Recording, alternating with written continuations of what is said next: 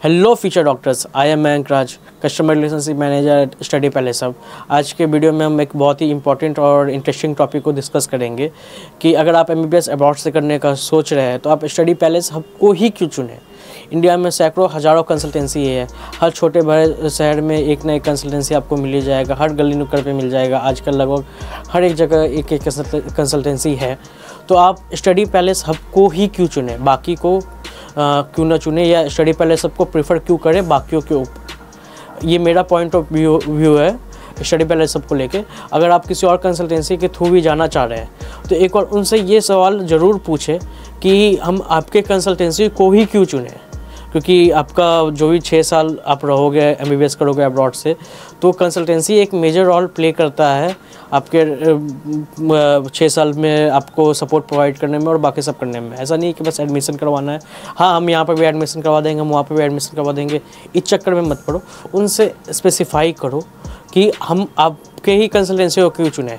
इस वीडियो में जवाब दूंगा कि आप स्टडी पैलेस हब को ही क्यों चुने, बाकी के कंसल्टेंसी से ऊपर क्यों स्टडी पैलेस हब को प्रीफर करें।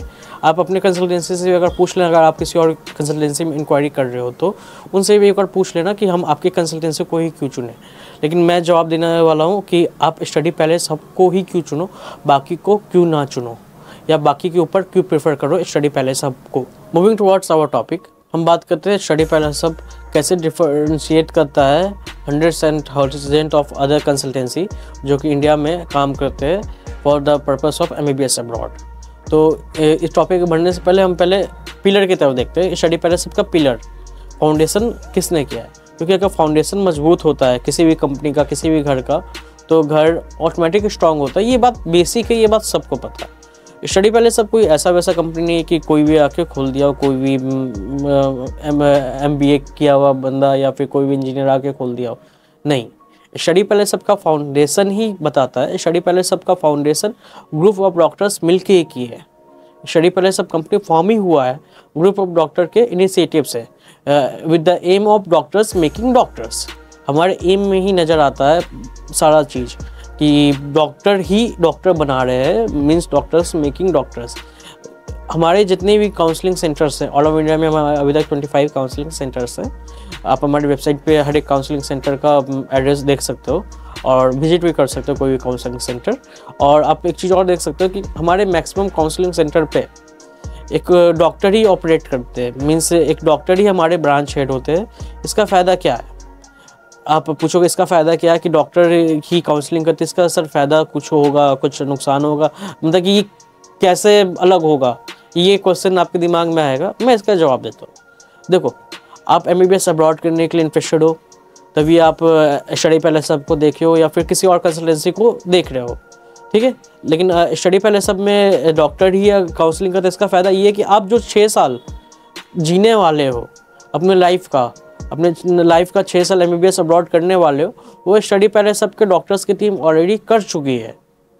तो वो सब चीज़ आपको बता पाएंगे, वो सब प्रॉब्लम्स बता पाएंगे, छोटी छोटी प्रॉब्लम्स भी आपको बता पाएंगे, या छोटी छोटी प्रॉब्लम्स भी टैकल करने में आपका हेल्प करेंगे जो बाकी कंपनियां नहीं करती। स्टडी पैलेस हब आपको हर एक चीज़ बता पाएगा इन डिटेल। बाकी सब कंपनियों का क्या है कि कुछ कंपनियां तो आज तक अपने सिटी से भी बाहर नहीं गई है, बस बोलते हैं कि हम रसिया में एडमिशन करवा देंगे, हम बांग्लादेश में, हम कजाकिस्तान में, हम किर्गिस्तान में, सब जगह एडमिशन करवा देंगे, बस बोलते हैं। लेकिन अगर उनका आप पासपोर्ट चेक करोगे ना तो उनका अभी तक पासपोर्ट भी नहीं बना होगा, एक वीज़ा तक नहीं लगा होगा। लेकिन आप स्टडी पैलेस सब किसी भी काउंसलर्स का पासपोर्ट देखोगे या फिर लाइफ स्टाइल देखोगे, इंस्टाग्राम पेज देखोगे, यूट्यूब चैनल देखोगे या इंस्टाग्राम पेज देखोगे, कुछ भी देखोगे, तो आप क्लियर हो जाओगे कि स्टडी पैलेस सब के टीम ऑलमोस्ट का मेंबर ऑलमोस्ट किसी ना किसी कंट्री में हमेशा रहता ही है, अब्रॉड ही रहते हैं। इससे फ़ायदा क्या होता है, इसके 2 फ़ायदे होते हैं कि स्टडी पैलेस सब का team through out the year abroad रहता है। तो सर इसका फ़ायदा क्या है, इसके 2 फ़ायदे हैं।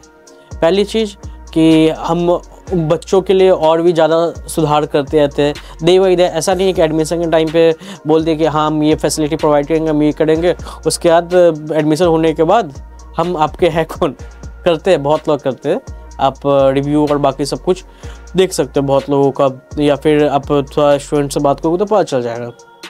स्टडी पैलेस सब ऐसे ही डिफ्रेंशिएट करता है। वो ऐसा नहीं है कि एक प्रॉब्लम बता दिया या दो प्रॉब्लम बता दिया बस वही सॉल्व करके दे दिया। स्टडी पैलेस सब कि टीम का मेंबर का हमेशा अब्रॉड रहने का, किसी एक मेंबर का अब्रॉड रहने का यही पर्पस है कि वो जैसे कि अगर स्टूडेंट को कोई प्रॉब्लम आया, देखो हम जिस भी कॉलेज में एडमिशन करवाते हैं, मैं सारे कॉलेज में, ठीक है, जिस भी कॉलेज में हम एडमिशन करवाते हैं लगभग सारे कॉलेज में हमारा एक 24/7 इंडियन बंदा रहता है जो कि उनका प्रॉब्लम सुने। जैसे कि स्टूडेंट क्या, मोस्टली स्टूडेंट का प्रॉब्लम आता है आपको फर्स्ट ईयर में।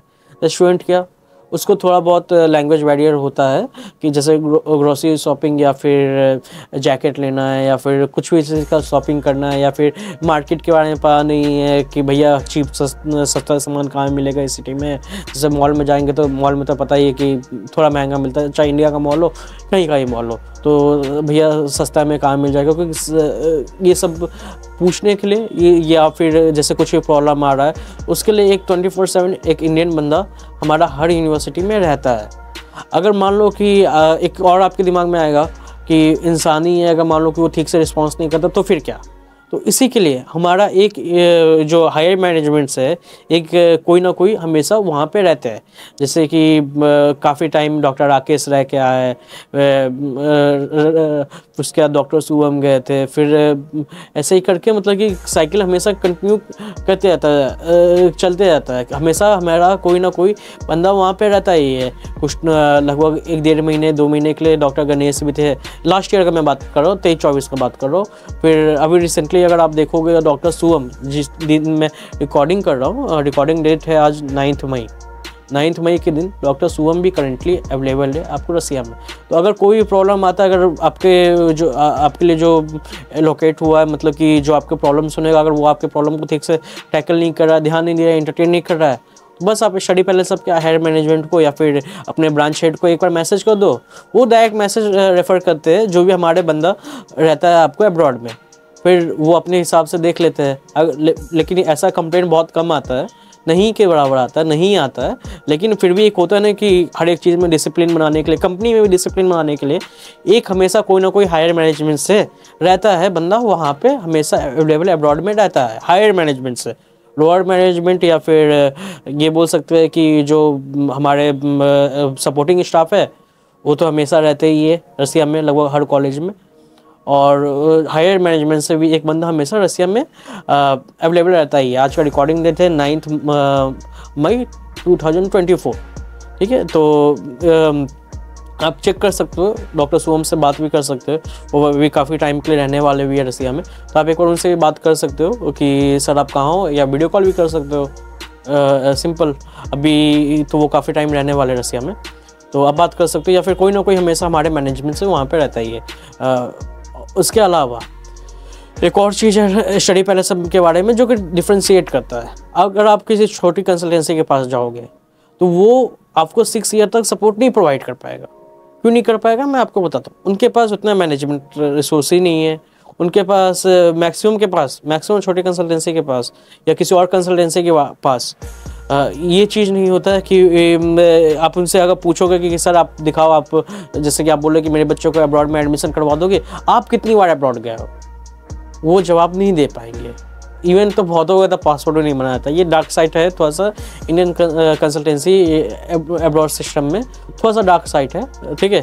तो सॉरी थोड़ा सा ज़्यादा ही डीप घुस रहा हूँ, लेकिन ये थोड़ा डार्क साइड है। अगर आप पूछोगे कि सर आप कितनी बार गए हो, आप हमारे बच्चों को बोल रहे हो कि सपोर्ट करेंगे, आप कितना टाइम वहाँ पे स्पेंड किए हो, एक बार आप पूछ के देखना। मैक्सिमम का तो पासपोर्ट ही नहीं बना होगा, जिनका पासपोर्ट बना होगा वो 1-2 ट्रिप किए होंगे, उससे ज़्यादा नहीं, वो भी 4 दिन 5 दिन 2 दिन 3 दिन का ट्रिप किए होंगे, उससे ज़्यादा नहीं किए होंगे। आप एक बार उनका वीज़ा चेक करना, अराइवल और डिपार्चर, ठीक है, मतलब कि इंडिया से एग्जिट, इंडिया में वापस एंट्री, ये सब चेक कर लेना एक बार, ठीक है। ये सब आप चेक कर लेना, नहीं होगा तो आप खुद सोचो कि जो कंपनी, जो कंसल्टेंसी खुद ही नहीं बाहर गई है, अब्रॉड नहीं गई, वो आपके बच्चों को कैसे सपोर्ट प्रोवाइड करेगी। वही स्टडी पैलेस सब जो कि अपने मैनेजमेंट को टाइट रखने के लिए एक ग्राउंड लेवल पे एक उस यूनिवर्सिटी में, जिस यूनिवर्सिटी में हम एडमिशन करवाते हैं, जिस यूनिवर्सिटी में, तो मैक्सिमम हर एक यूनिवर्सिटी में एक अपना लोकल इंडियन बंदा रखते हैं जो कि इंडियन स्टूडेंट का कोई भी प्रॉब्लम आए तो टैकल करे, ठीक है। कोई भी छोटी छोटी क्वेरी, ठीक है, कपड़े खरीदने भैया मेरे को समझ नहीं आ रहा भैया, जूते कहाँ से लूँ, या फिर कोई भी छोटी प्रॉब्लम भैया, खाना बनाना कैसे है भैया, मसाले का क्या सीन है भैया, ये क्या है वो क्या है, मतलब कि जो भी छोटा मोटा प्रॉब्लम होगा सब कुछ आपको वो सॉल्व करके देगा। अब इसका फ़ायदा क्या है, देखो जैसे कि आप इंडिया में हो, इंडिया में आप अपने पेरेंट्स के कंफर्ट जोन में हो, या फिर अपने सिटी में हो, या फिर जहाँ पे भी हो, कोई प्रॉब्लम आएगा पेरेंट्स ईजिली आपको हेल्प कर पाएंगे। ठीक है, लोकल लैंग्वेज है, जैसे कि मोस्टली हर जगह पे हिंदी बोला ही जाता है, या फिर नहीं भी बोला जाता है तो लोग समझ जाते हैं। ऐसे लोग हैं जैसे कि अगर साउथ इंडिया में भी आप चले जाओगे, साउथ के भी कुछ पार्ट में, तो अगर वो तमिल तेलुगु बोलते हैं तो उसमें से भी कुछ लोगों को हिंदी समझ में आता है। लेकिन आप जैसे रसिया जाओगे तो बहुत कम लोगों को ही, जैसे कि आप अगर कंफर्ट जोन में इंग्लिश हो हिंदी हो तो हिंदी तो समझ में आएगा नहीं लोगों को, इंग्लिश भी आएगा लेकिन बहुत कम लोगों को आएगा। और रसियन ही में आपको बात करूँगा, लेकिन आप फर्स्ट ईयर में गए हो, आप रसियन अभी तक तो सीखे नहीं, तो हम आपसे ये एक्सपेक्ट नहीं कर सकते आप रसियन में कम्युनिकेट करो, तो आपको प्रॉब्लम आएगी। लेकिन इसी प्रॉब्लम को सॉल्व करने के लिए हमारा एक 24/7 इंडियन स्टूडेंट रहता है, इंडियन स्टूडेंट को देखने के लिए एक कोई ना कोई एक बंदा रहता है उस यूनिवर्सिटी में जो कि आपका प्रॉब्लम सॉल्व करेगा। और बाकी मैनेजमेंट को कि सही से हर जगह काम हो रहा है या नहीं हो रहा है, उस चीज़ को देखने के लिए हमारे टीम से हायर मैनेजमेंट से कोई ना कोई रहता है। सॉरी, एक बात को 2 बार बोल रहा हूँ, मतलब कि थोड़ा ज़्यादा ही एक्सप्लेन कर रहा हूँ, सॉरी उसके लिए। अब जा देते थे अगले पॉइंट के लिए। ये एक बहुत बड़ा स्कैम मेरे को लगता है पर्सनल लेवल पर, जहाँ तक मैं इंडियन कंसल्टेंसी को थोड़ा देखा हूँ उस में मेरे को ये थोड़ा सा स्कैम टाइप का लगता है। स्कैम कैसा है, जैसे कि आप किसी कंपनी से इंक्वायरी किए या किसी भी वीडियो देखे किसी कंपनी का, जैसे आप अभी स्टडी पैलेस आप देख रहे हो तो आप वैसे ही किसी और कंपनी का वीडियो देखे, आपको सही लगा, ठीक है, सब कुछ सही लगा, अच्छे से समझा है, लेकिन अब जब उनको आप कॉल करोगे तो वो बोलेंगे भाई आप कॉल पे ही समझ जाओ सब कुछ, रजिस्ट्रेशन करवा लो। ठीक है, रजिस्ट्रेशन चार्ज 10,000 रुपये 5,000 रुपये रजिस्ट्रेशन करवा लो। इनफैक्ट एक बहुत बड़ी कंपनी है, नाम नहीं लूँगा, मैं कुछ बोलता हूँ तो विवाद हो जाता है, इसी के लिए नाम नहीं लूँगा। एक बहुत बड़ी कंपनी, यूनिकॉर्न बोल सकते हैं, ठीक है, आप उनसे अगर बात करोगे तो वो बोलेंगे कि पहले आप सर 10,000 देकर रजिस्ट्रेशन करवाओ, जो कि कम्प्लीटली रिफंडेबल है। लेकिन अगर छोड़ो क्या बोलूँ, कुछ बोलता हूँ तो विवाद हो जाता है। ठीक है, यूनिकॉर्न है और काफ़ी नाम है, वल्ला क्या बोलूँ, समझ ही गए होंगे आप अभी तक। तो आप एक बार उनसे भी इंक्वायरी करके देखना, ठीक है। वो बोलेंगे या तो जूम मीटिंग में आके समझ लो, या फिर अगर इन पर्सन मिलना है तो 10,000 रुपये चार्ज है कंसल्टेंसी रजिस्ट्रेशन, ठीक है, वो रजिस्ट्रेशन पे करो और उसके बाद ही आप हमारे काउंसलर से कॉल पे कनेक्ट हो सकते हैं या फिर आके मिल सकते हो। और उस कंपनी का छोड़ देते, उस बड़े कंपनी का छोड़ देते। ऐसे और भी बाकी बहुत कंसल्टेंसी है जिसमें आप इंक्वायरी करोगे तो वो बोलेंगे कि आप कॉल पे ही सब कुछ समझ लो, ठीक है, या फिर अगर इन पर्सन आना है मिलना है तो आप दिल्ली आ जाओ, आप यहाँ जाओ वहाँ जाओ। अब एक एग्जाम्पल लेते हैं, अगर आप अभी ये वीडियो देख रहे हो या आप स्टूडेंट हो महाराष्ट्र के, हैदराबाद के, साउथ इंडिया के, कोलकाता के, तो क्या आपके लिए ये बिल्कुल भी कंफर्टेबल है कि आप बस चीज़ें समझने के लिए आप 1000-1500 किलोमीटर दूर ट्रैवल करो? मेरे ख्याल से वो पॉसिबल नहीं है। मेरे ख्याल से ये चीज़ सही नहीं है कि अगर आपको सिर्फ समझना है, बेसिक नॉलेज लेना है कि कंपनी के बारे में समझना है, कभी भी इन पर्सन मिलना है, कुछ भी करना है, तो आप 1000-1500 किलोमीटर ट्रैवल करो बस मिलने के लिए। वो वैसे तो वो फोर्स करते हैं कि आप कॉल पे ही सबको समझ लो, उनके टेलीकॉलर से या उनके हेड से बात करके, और आप रजिस्ट्रेशन करवा लो और आपका सारा प्रोसेस ऑनलाइन ही हो जाएगा। ठीक है, आप डॉक्यूमेंट हमारे दिल्ली ऑफिस कुरियर कर देना, हमारे यहाँ पे कुरियर कर देना, और वो सारा आपको हम कर लेंगे। आप जब फ़्लाइट के लिए आना दिल्ली, या फ़्लाइट के लिए आप जहाँ पे भी आना, दिल्ली मुंबई जहाँ पे भी आना, तो वहाँ से हम बाकी चीज़ें कर देंगे। बाकी चीज़ें हम वहाँ पे हम आपसे मिल लेंगे।